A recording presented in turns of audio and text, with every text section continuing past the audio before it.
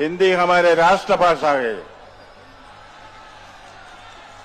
राष्ट्रभाषा माँ है, अंग्रेजी दाई माँ है। हिंदी हमारे राष्ट्रभाषा है।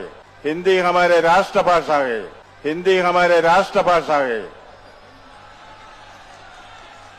राष्ट्रभाषा माँ है, अंग्रेजी दाई माँ है। राष्ट्रभाषा माँ है, अंग्रेजी दाई माँ है। राष्ट्रभाषा माँ है, अंग्रेजी दाई माँ है।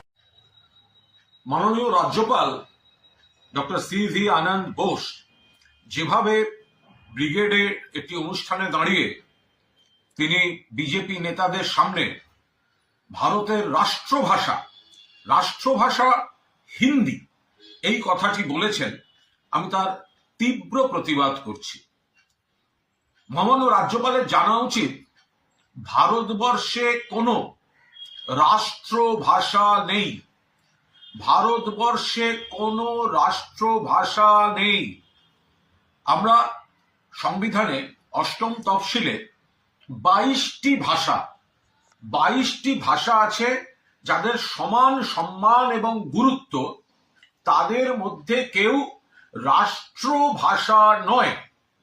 অফিসিয়াল ল্যাঙ্গুয়েজ, কাজ চালাবার জন্য সরকার যে ভাষা ব্যবহার করে সেখানে হিন্দি আছে এবং সেটা ধারা অনুচ্ছেদ 343 অনুযায়ী দেবনাগরী বিন্যাসে হিন্দি, কিন্তু সেটা রাষ্ট্রভাষা নয়, সেটা সরকারি কাজ চালাতে ব্যবহার হতে পারে, সে তো ইংরেজিও ব্যবহার হয়, কিন্তু হিন্দি ভারতবর্ষের রাষ্ট্রভাষা এটা কখনো বলা যাবে না।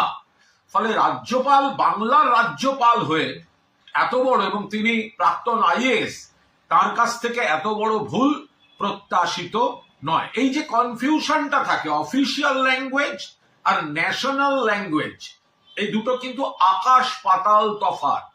ফলে ন্যাশনাল ল্যাঙ্গুয়েজ, রাষ্ট্রভাষা, ভারতবর্ষের কোনো রাষ্ট্রভাষা নেই। আবার বলছি, 22টা ভাষা এখানে স্বীকৃত অষ্টম তফসিলে, তার মধ্যে বাংলাও রয়েছে।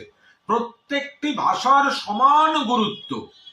সেখানে একটি ভাষাকে রাষ্ট্রভাষা বলে চালানো, এটা রাজ্যপাল আমার মনে হয় তার কোনো বিবৃতি দিয়ে এত বড় একটি ভুল, মানুষের কাছে এই ধরনের একটা ভুল বার্তা দেয়া, ভুল শব্দ প্রয়োগ।